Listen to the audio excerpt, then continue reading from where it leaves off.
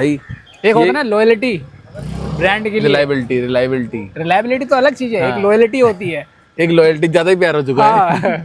तो देखो मैं आज एक ऐसे ओनर को बुलाने वाला हूँ जिन पे पहले भी R15M थी और दोबारा भी R15M ही ली है खड़ी हुई है। बेसिकली जिस बाइक की ना देखो, अगर आपको किसी भी बंदे पे देखोगे, अगर वो क्या कहते हैं यंग जनरेशन हो या कोई भी, अगर मान चलो कि आपका 17 साल या 15 साल या 20 साल उम्र हो या अराउंड आप 30 तक की उम्र में भी चले जाओगे, तो हर किसी पे बाइक अगर ये आपको देखने को मिलती है, क्योंकि ये एक ऐसी लविंग बाइक है सभी के लिए कि जो कोई भी इसे बैठे अलग लुक्स देती है। तो मैं आज एक ऐसे ओनर को बुलाने वाला हूँ जिन पे पहले भी R15M थी और दोबारा भी R15M ही ली है, बट उन्होंने चेंज क्या किया है यहाँ पे, बस ये इस कलर के पैसे कलर चेंज करने के दोबारा से इसलिए बाइक ली है। और R15M ओन कर रहे हैं और दोबारा से दो बाइक हो चुकी हैं उन्होंने, दो बाइक हो चुकी हैं। तो बुलाता हूँ बेसिकली इसके ओनर को और आपको पूछा दो कि भाई रीज़न क्या था, क्यों ली है और क्या फ़ायदा रहा उनको इस चीज़ लेने का। आ जाओ मालिक। पिछली वीडियो में तो उनके पास ओला थी। हाँ ओला बेच के लिए ना वो भी है। तो विकास भाई क्या हाल है? बढ़िया भाई, आप बताओ। भाई यार एक चीज बताओ, वो ओला कहाँ गई? ओला घर पे खड़ी है भाई। वो ये भी वो है बैटरी आसपास आने जाने के लिए थोड़ा।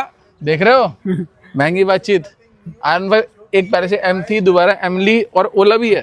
तो भाई हाँ भाई, पॉइंट मजाक को हटाते साइड में। हाँ। तो पहले भी आपके पास R15M थी, ये दोबारा R15M लेने का रीजन क्या था? देखो R15 पहले क्योंकि मैं ये नहीं पूछूंगा भाई क्यों ली, कैसे ली, वो सब चीज हटा देता हूँ।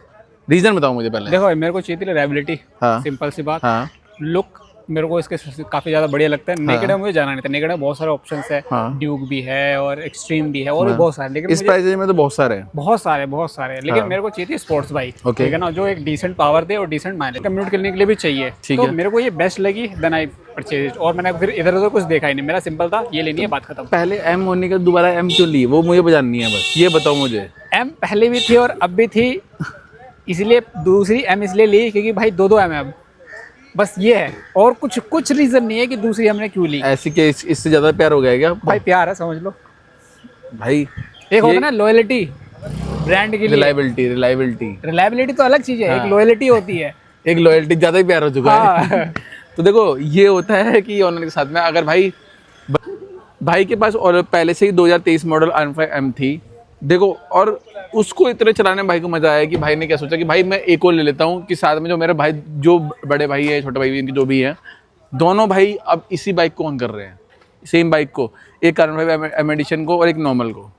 तो भाई एग्जैक्टली क्या चीज़ है जो इस बाइक की अच्छाई है, मैं अगर पूछ दो, क्योंकि कोई ना कोई रीज़न होगा तभी आपने लिए। बिल्कुल बिल्कुल। तो मुझे एक्चुअली बताओगे इसके ऐसे क्या आपको प्रोज एंड कॉन्स मिले जो आप इसकी तरफ से इतने अट्रैक्टिव हो? देखो सिंपल से पहले बात मैं बताता हूँ इसके फायदे के बारे में, जो मुझे अच्छे लगे, मतलब जो चीज़ मेरे को इसके अंदर बढ़िया लगी। सिंपल सी बात, फर्स्ट ऑफ ऑल कि इसका जो लुक्स है वो मुझे बहुत ज्यादा बढ़िया लगता है, बहुत ज्यादा प्यारा लगता है। वो तो देखो R15 के लिए भाई सब लोग दीवाने ही हैं, वो तो मैं खुद कहता हूँ, मैंने इंट्रो इसलिए बोल दिया था। तो पहली चीज तो यही है कि इसका जो लुक्स है वो मेरे को ज्यादा काफी बढ़िया लगती है। दूसरी चीज, इसके अंदर क्विक शिफ्टर मिलता है।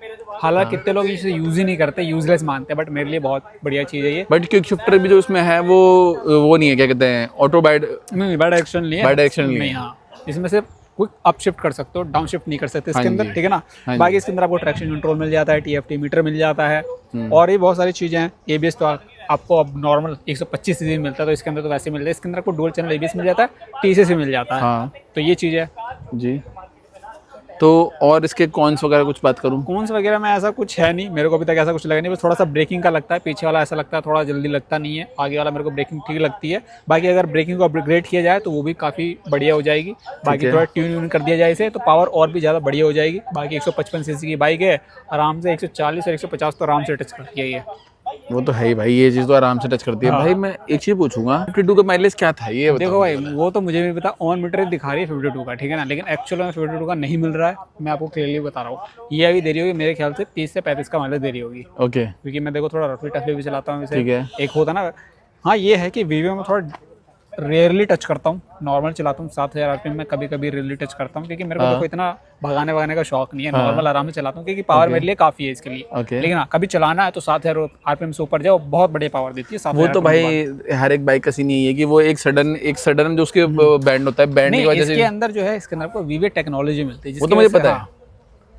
तो जैसे ये 7000 RPM से ऊपर जाती है उसका वीवे टेक्नोलॉजी तब इसकी ऑन होती है। हाँ तो भाई अगर मैं बात करूँ अभी तक इससे एग्जैक्टली आप कितना इसे एग्जैक्ट स्पीड अप कर चुके हो आज तक? अभी तक मैं इसे लेके गया हूँ 120। 120। हाँ। तो कुछ इसमें हैंडलिंग वगैरह में नहीं अभी तक तो कुछ नहीं भाई, परफेक्टली है? परफेक्ट। बाइक को आपने जब से चलाया, क्योंकि आप पे दोनों बाइक है ऑलमोस्ट, आपने आज तक बाइक में दोनों ही बाइकों में कुछ ऐसा लगा हो कि क्या कहते हैं बाइक को मेरे को चलाने में प्रॉब्लम आ रही हो, कहीं पे कंधे दर्द कर रहे हो, ऐसा कुछ पोर्शन देखो वगैरह वो तो नॉर्मल है भाई R15 में। R15 फॉरवर्ड से कैसे पूछ लो, कंधे और हाथ का दर्द भाई, वो बता देंगे भाई लेकिन देखो एक चीज मैं बता रहा हूँ आपको, चलाने का पैटर्न जो होता है वो डिफरेंट करता है, ठीक है ना। मैं जब चलाता हूँ मेरे हाथ पैर बिल्कुल दर्द नहीं होते, क्योंकि इसे चलाने का स्टाइल होता है। हाँ। क्योंकि थाई से ये पकड़ के चला दो ना आप, और ये चीज ढीली रखते और हो। ये चीज़ आपकी इसमें यूँ रखनी पड़ती है ना कि यूँ। कितने लोग तो बिल्कुल ऐसा टाइट क्योंकि देखो बेसिकली मैं आपको एक चीज़ समझाता हूँ, देखो ये देखो मेरे हाथ, ये देखो कि यूँ एक होता है यूँ और एक होता है यूँ चलाते हैं, उसी से बहुत फर्क पड़ता है। इसी से ना आपको कंधे पे पूरा इफेक्ट जाता है। स्पोर्ट बाइक कोई सी भी अगर आप उसे ऐसे चलाओगे ना तो दर्द कंधे दर्द करेंगे आपको, और उसे ऐसे चलाओगे ना आराम से, ऐसे थोड़ा सा आगे से होकर थाई से पकड़ के, और आपको ये चीज़ भी यूँ करनी पड़ेंगी। बिल्कुल।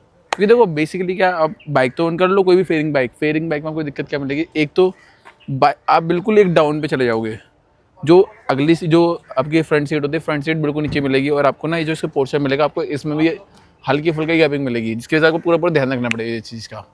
तो देखो ये चीज़ें हैं भाई। बात करूँ, आपने बोल दिया कि इसकी सर्विसिंग कॉस्ट वगैरह की क्या सर्विस कॉस्ट पहली वगैरह आई है? सर्विस को हो चुकी है, मैंने कराई थी 600-700 के बीच में मैंने कराई थी इसकी पहली सर्विस। हाँ ठीक है ना, वैसे तो 1000 किलोमीटर पे होती है, बट मैंने पहले ही कराई थोड़ी सी, क्योंकि टाइम लिमिट होता है 30 दिन का, 30 दिन होने वाले थे, दिन पहले सर्विस करवा दी। और सर्विस कॉस्ट आया था, वो आया था मेरे को मात्र 900 रुपये। ओके। जी हाँ। तो और जो मैं अगर दूसरी बाइक की बात करूँ, ये तो चलो अभी तो ये फर्स्ट सर्विस इसकी है, उस बाइक की कोई कितनी सर्विस हो चुकी है? उसकी 3 सर्विस हो चुकी है लेकिन उस बाइक का जो फर्स्ट कॉस्ट आया था सर्विस का, वो आया था 1400 रुपये, और इसका आया 900 रुपये। तो ऐसा क्यों है दोनों बाइक में डिफरेंस ये हो गया, क्योंकि देखो एक तो उन्होंने जो चैन क्लीनर होता है उन्होंने डब्बा दिया था, लेकिन जहाँ मैंने कराया उन्होंने बोला कि हम खुद करके देंगे ये चीज़, इसका एक्स्ट्रा कॉस्ट नहीं लगेगा, जो आप वहाँ 300 रुपये दे रहे हो वो हम आपको 100 रुपये में करके दे देंगे। समझ गया। ये चीज़ें यहाँ पे थोड़ा बहुत कट आके जो सर्विस कॉस्ट है वो कम हो गई। ठीक है। तो भाई ओवरऑल अगर मैं एक चीज़ पूछना चाहूँ कि आपने इसी सेगमेंट को लेने की क्यों सोचा? क्योंकि देखो आप तो इससे अपग्रेड भी कर सकते थे, क्योंकि ऑलमोस्ट आपके पास मैंने देखा अपाचे भी है, अपाचे 200 भी है, R15M भी है, तो आपने 150 सेगमेंट पे क्यों जाना सोचा? 160 सेगमेंट पे क्यों जाना सोचा? क्यों आप आगे भी अपग्रेड भी कर सकते थे, 250 पे 300 पे अपग्रेड कर सकते थे? देखो मेरा सिंपल सा कहना यह है कि देखो बाइक तो मैंने चलाई है 400 सीसी तक की, ठीक है ना, 600 सीसी तक की बाइक चलाई है। हाँ। बट वो होता है बिल्कुल ही भाई, अब मैं वैसा बंदा नहीं हूँ जो हमेशा ही लिमिटेड टच करके रखे, हमेशा ही पावर में चला, मैं नॉर्मल चलाने वाला बंदा हूँ, ठीक है। तो भाई मैंने इसे इसलिए चूज करा क्योंकि एक नॉर्मल 155 सीसी की आती है, नॉर्मल पावर मिल जाती है, नॉर्मल माइलेज मिल जाता है। लेकिन हाँ, इन फ्यूचर अपग्रेड करने का बिल्कुल है चांस मेरा। अपग्रेड मैं 100% करूंगा, बट अभी नहीं पता कौन सी करूंगा मैं, लेकिन अपग्रेड ये तो होगा ही होगा। ठीक है। तो ये सब चीज़ें हैं। देखो बेसिकली क्या होता है, देखो ओनर ने एक चीज़ होती है ना कि एक रिलायबिलिटी बाइक को लेने का रीज़न क्या था, एक तो वही रिलायबिलिटी।